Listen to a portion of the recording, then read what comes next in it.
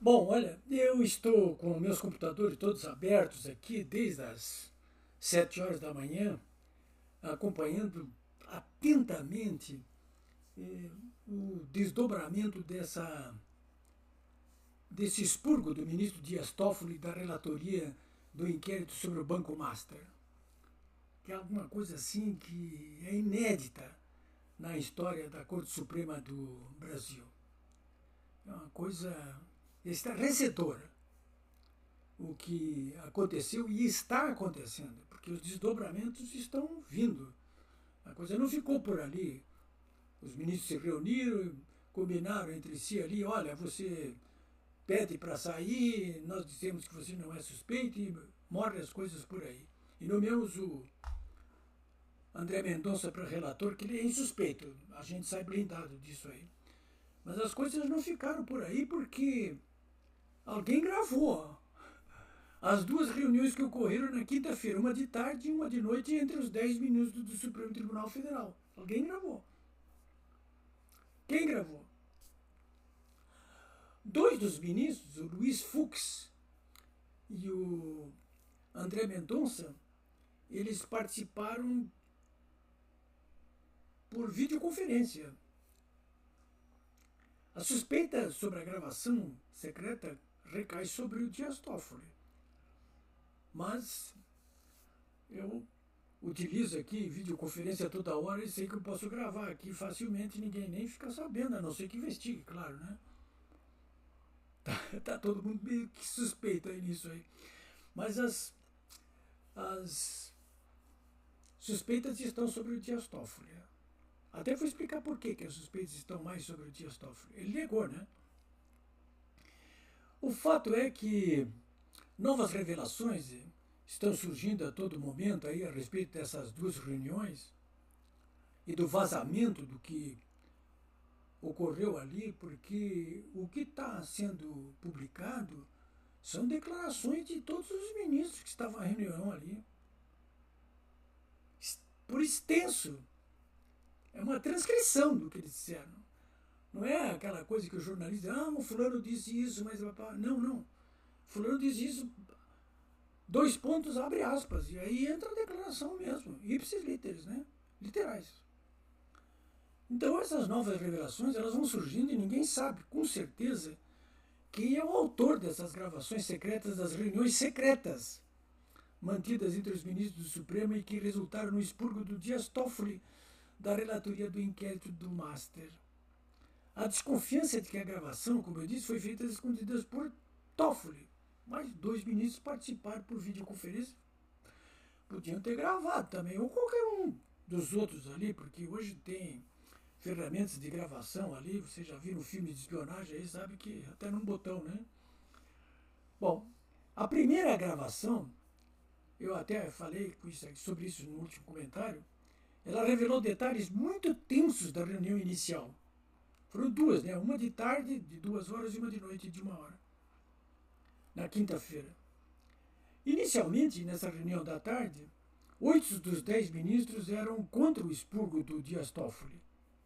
Mas aos poucos eles foram sendo convencidos de que uma solução intermediária, que foi apresentada até pelo Flávio Dino, seria aceita. Ou seja, primeiro, Dias Toffoli pediria para sair da relatoria do inquérito do Banco Master, mantendo, na visão dos ministros, válido tudo que foi apurado até o momento. Eu sei que tem juristas e advogados que estão colocando, não, mas isso que foi apurado até o momento, com a saída dele agora fica tudo contaminado, não tem validade. Quem vai dizer se tem validade ou não, em última instância, vão ser os ministros do Supremo, portanto, se eles estão dizendo que tem validade, tem validade. Então, primeiro isso. Então ele pede para sair, você pede para sair. Né? Porque se você não pedir para sair, nós vamos te tirar. Vai ser pior. Então ele pediu para sair. E segundo a corte, o acordo, né? Rejeitaria pedido de suspeição levantado contra o ministro. Ou seja, o pedido de suspeição é negado. Em primeiro lugar, isso é favorável ao Dias Toffoli, né? Porque não estou saindo porque estou sob suspeição. Eu estou saindo numa boa, por questão institucional. E por outro lado, claro, na visão dos ministros, preservaria todo o inquérito conforme as apurações e investigações feitas até agora. Bom, se você for ler os diálogos dessa reunião, está publicado isso no meu. Quem publicou isso inicialmente foi o site Poder 360. Foi o único que eu vi publicar isso na íntegra. Todo mundo está repercutindo, mas quem publicou foi o site 360. Eu repliquei também no meu blog, está ali, polivebraga.com.br. Vou lá dar uma olhadinha. Se você ler os diálogos que estão ali, perceberá que o Dias Toffoli resistiu e até ameaçou. Olha só, hein, eu li todos os diálogos, né? Ele ameaçou, hein, obliquamente os colegas que estavam tão comprometidos quanto ele em casos de negócios extra-corte, né? O Gilmar Mendes, por exemplo, todo mundo sabe que tem fazenda no Mato Grosso, a família, tem faculdade de São Paulo, tem negócios, né? Escritórios, quase todos os ministros têm escritórios familiares, né? As famílias têm escritórios. O Alexandre de Moraes é o mais conhecido deles, aí, com esse contrato de 129 milhões com o Banco Master, que a mulher dele e os filhos assinaram pelo escritório de advogado deles. Mas não é o único caso, quase todos eles têm. O próprio Fachin tem filho que advoga, né? Quase todos eles têm, né? Bom, então, isso tudo foi vazado, né? Vocês sabem. Mas o que chama atenção é que eu examinei os diálogos e pelo tom dos diálogos, dá para entender que foi o Dias Toffoli que gravou aquela reunião. Porque o que foi publicado ali, ele, de uma certa forma, beneficia a versão do Dias Toffoli. Não deixa ele mal, não. Deixa mal todo mundo, quer dizer. É aquela velha história, né? Se todo mundo pecou, ninguém pode atirar a primeira pedra, né? Bom, o que resta saber, claro, agora é se os ministros, os colegas do Dias Toffoli, vão ou não vão investigar a autoria desses dois crimes. Primeiro, a gravação sem autorização de ninguém. E segundo, o vazamento dessa reunião, né? São dois crimes. Os ministros vão ou não vão apurar isso aí? Mano? Quem é que fez isso aí? Bom, isso aí, então, senhores, é relacionado com essa primeiro lote de gravação, mas o que me chamou muita atenção, e eu quero chamar a atenção de vocês, é para um segundo lote de vazamentos da gravação da reunião. E eu acho que esse caso, que eu vou falar agora rapidamente para vocês, ele vai entrar para a história dos descalabros que ocorrem atualmente no âmbito da Corte Suprema, mas dos descalabros que, de um modo geral, estão ocorrendo em todos os poderes da República. E não é de hoje, né? Porque é um caso que tem a ver diretamente com espionagem. Da grossa. Não é a gravação de uma reunião ali, não. É espionagem da grossa. E envolve os altos poderes da República, né? Olha, é coisa de trama policial do tipo que consagrou o livro O Espião que veio do frio, né? Essa mais recente gravação, ela acaba de ser publicada pelo Poder 360, mas eu repliquei, está no meu blog, lá vocês podem ir lá, polivebraga.com.br, né?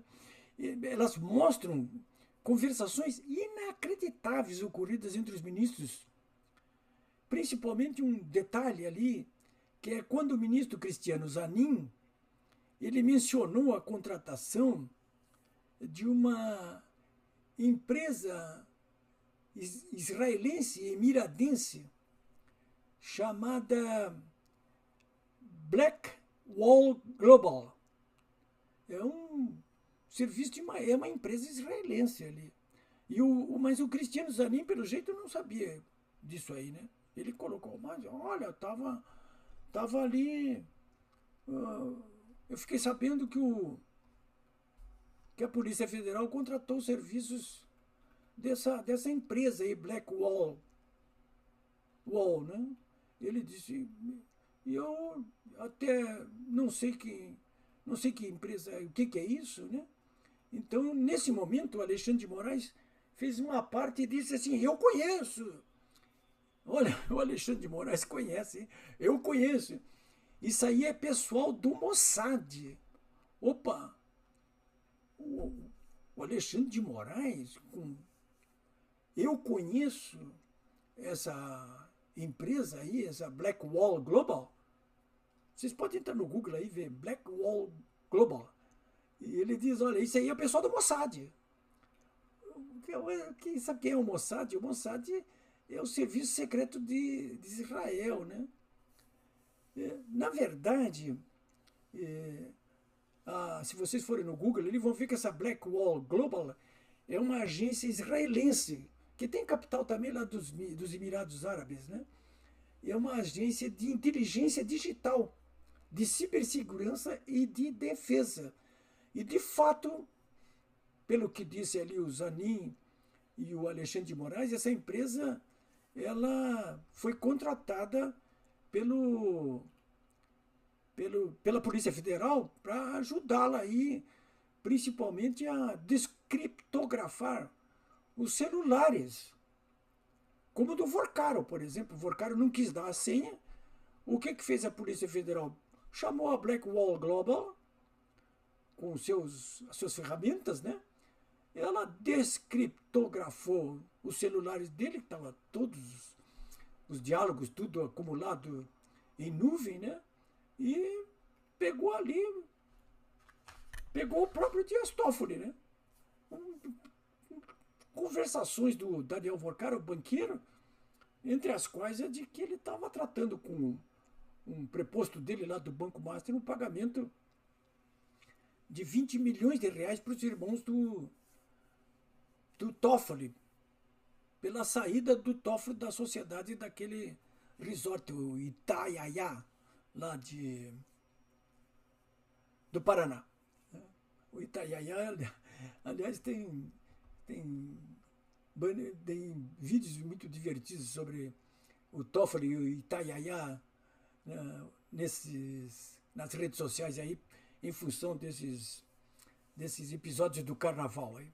Então é isso que eu queria trazer ao conhecimento de vocês aí, porque não é muito comum, não, que agências de espionagem estrangeiras, principalmente ligadas ao Mossad de Israel, como diz o Alexandre de Moraes, que diz isso, né? Envolvidos em episódios político-policiais e que já se tornaram agora rocambolescos, né? Aqui no Brasil. E que mostra de que modo essa república, desse regime autoritário aí do consórcio supremo, o governo do PT, de que modo ele está revelando clara fadiga dos metais. E não pode durar mais muito tempo. Espero que não dure, né?